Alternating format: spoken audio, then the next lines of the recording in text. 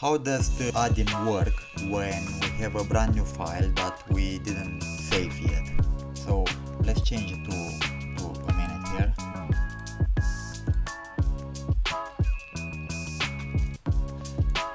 And create a new part.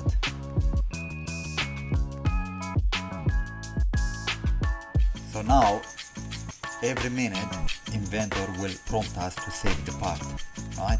So because the part is not saved yet, it can't save it for us, right? Because there is no location, there is nothing. But instead, it will prompt us to save the part. Once we save the part, the autosave will be performed on an ongoing basis. So if we wait now for a minute, here we go.